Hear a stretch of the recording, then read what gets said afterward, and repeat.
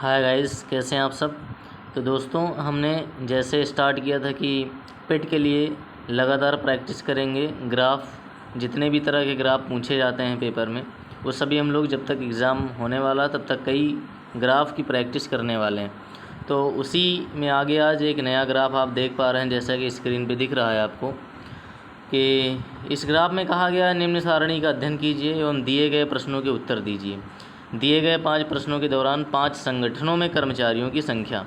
ये आपको एक डेटा दिया गया है जिसमें एक संगठन है कहीं, और वर्ष दिए गए हैं कि 2003 से लेकर 7 तक के संगठन में व्यक्तियों की संख्या, कर्मचारियों की संख्या को दर्शाया गया। तो इसमें किस तरह के सवाल पूछे जा सकते हैं, कैसे कैसे सवाल यहाँ से बन सकते हैं, सारी चीज़ें हम लोग यहाँ सॉल्व करने और समझने आए।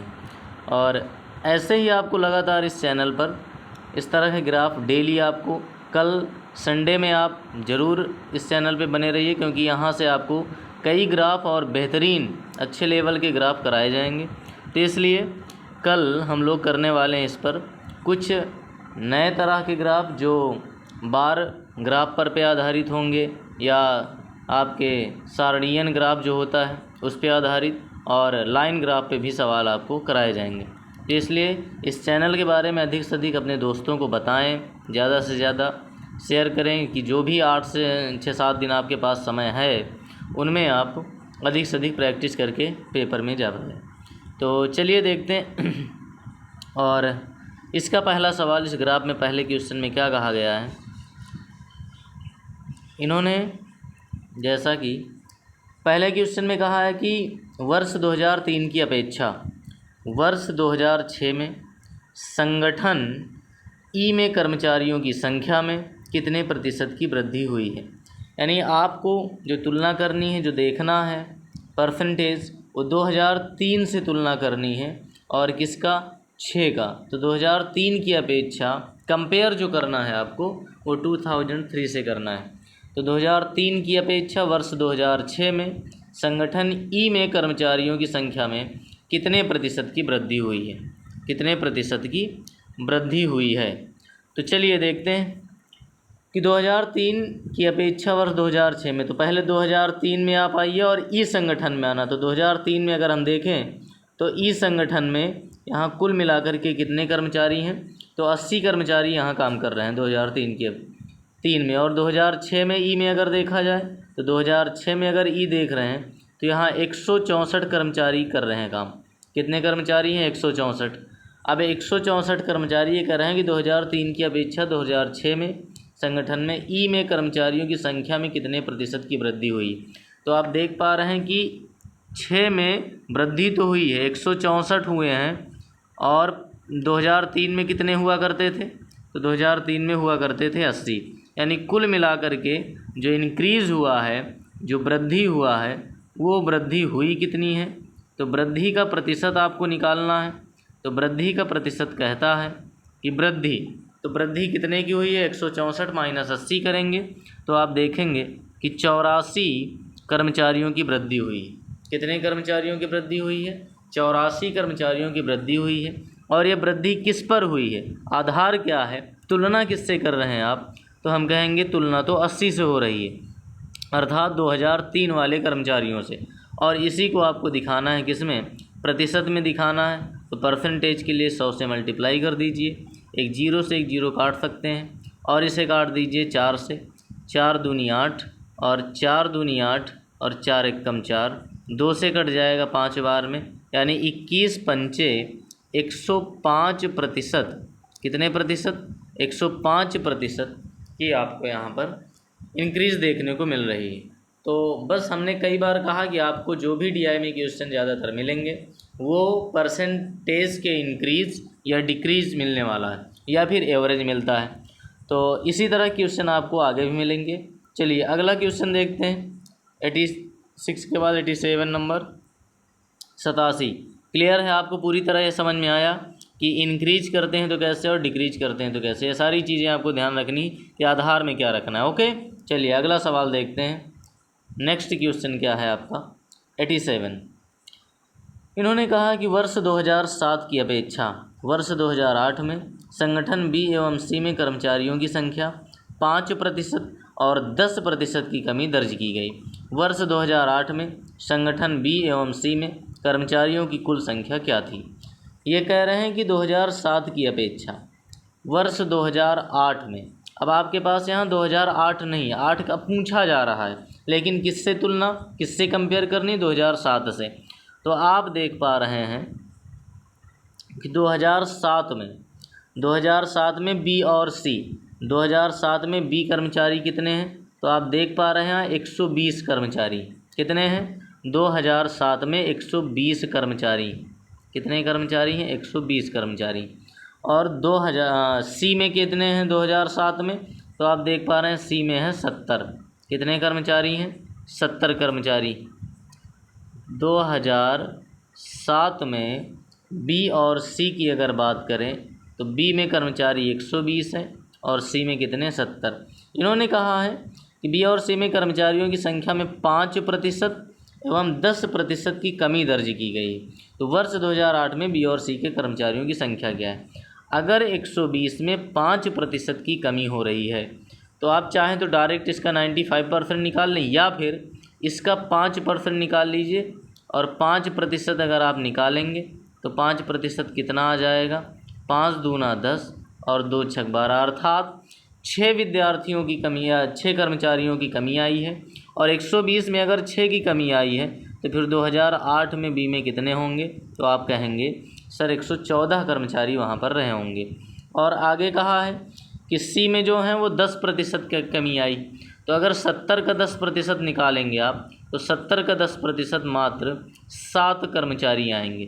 कितने कर्मचारी आएंगे? 7 कर्मचारी आएंगे। यानी 70 में 7 कर्मचारी कम हो जाएंगे तो रह कितने जाएंगे फिर? 63 कर्मचारी। और यही आपके कर्मचारी हैं 2008 के। किसके हैं? 2008 के कर्मचारी।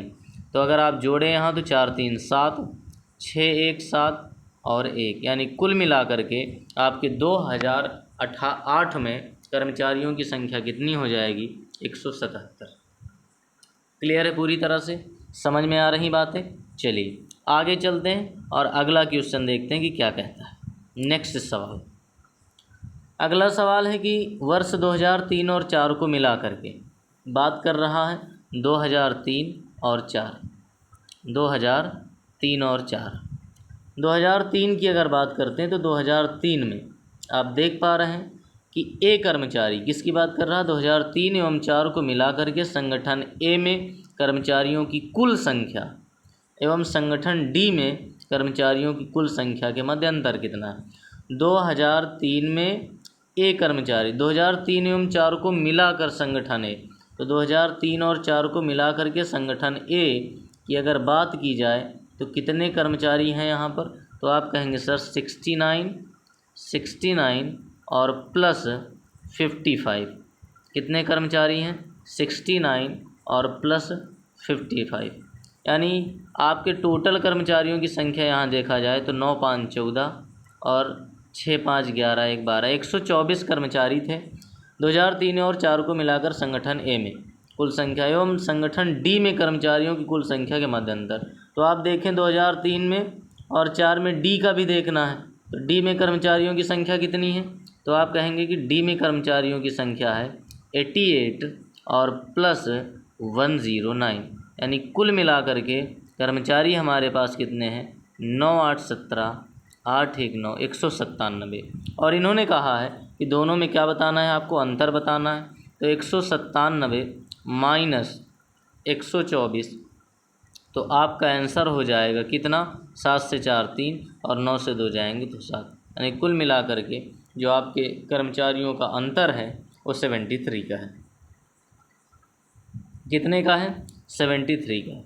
तो बड़ी आसानी से आप ऐसे बार ग्राफों को कर पाएंगे, लेकिन उसके लिए आपको अधिक से अधिक प्रैक्टिस करके जाना होगा। ओके, चलिए अगला सवाल देखते हैं। नेक्स्ट 89 में क्या कहा गया कि वर्ष 2004 में संगठन बी और सी में कर्मचारियों की कुल संख्या, किस संगठन की बात कर रहा है? तो ये बात कर रहा है बी और सी में 2004 में, और 2004 में बी और सी, तो बी और सी में कर्मचारियों के कुल संख्या तो बी और सी में कर्मचारियों की कुल संख्या कितनी है? तो आप कहेंगे बी और सी में 2004 में कर्मचारियों की कुल संख्या 100 और प्लस 89 है, यानी कुल मिलाकर के 189 आपके टोटल कर्मचारी। किसमें? 2004 में।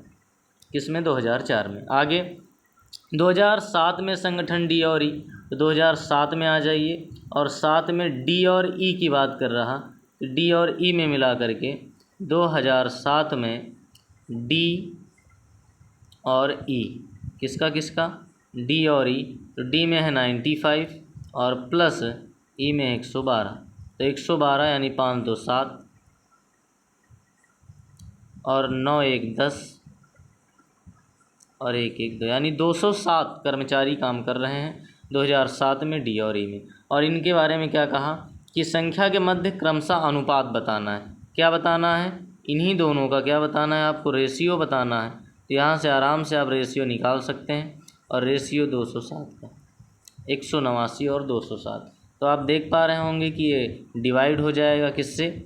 9 से कट जाएगा, तो 9 दूना 18, 9 एक कम 9 और 9 दूना 18 और 9 त्रिक 27, यानी आपका आंसर आ जाएगा 21:23। और ऑप्शन नंबर आपका कौन सा सही हो जाएगा? डी। क्लियर है? बात पूरी तरह समझ में आई? कोई दिक्कत इसमें? चलिए, जैसा भी हो आप कमेंट ज़रूर करके बताएं। अगर आपको सेशन अच्छा लगता है, चीज़ें यहाँ समझ में आती हैं, तो आप लाइक करें और अपने और दोस्तों को भी शेयर करें। चलिए, अगला और लास्ट सवाल इसका देखते हैं। बस आपको इसी तरह 10 और 12 मिनट में एक एक ग्राफ कराया जाएगा लगातार, तो आपका समय भी बहुत ज़्यादा नहीं बर्बाद होने वाला और आप लगातार नई नई चीज़ें यहाँ से सीख कर जाएंगे। ओके, तो चलिए अगले ग्राफ की ओर बढ़ते हैं। नेक्स्ट क्या है? अंतिम सवाल में कहा गया है कि वर्ष 2005 में संगठन ए बी और ई में कर्मचारियों की औसत संख्या क्या है? ए बी और ई की बात कर रहा है कि ए बी ई में, लेकिन किस वर्ष की बात की जा रही? 2005। तो 2005 में ए में 56 कर्मचारी हैं और बी में कितने कर्मचारी हैं? तो 79 हैं, 79 कर्मचारी हैं। और ई में कितने कर्मचारी हैं? तो 2005 में ई में 147 है। तो कुल मिलाकर के इन्होंने कहा औसत बताइए। तो आपको हमने बहुत बार बताया है कि अगर कभी भी औसत पूछा जाता है तो औसत बराबर सम ऑफ कंजर्वेशन, यानी टोटल प्रेक्षणों का योगफल। तो टोटल संख्याओं का योग क्या हो जाएगा? तो आप कहेंगे 56 प्लस 79 और प्लस 147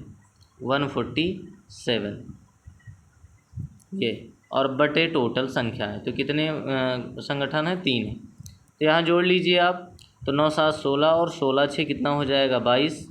आगे 4 और 7 4 11 और 11 5 कितना हो जाएगा? 16, 16 2 18 और आगे 1 और 1 2, 282 बटे कितना हो जाएगा? 3। तो यहाँ से औसत हो जाएगा 3 9 27 और 3 4 12, यानी आपका औसत आ जाएगा 94।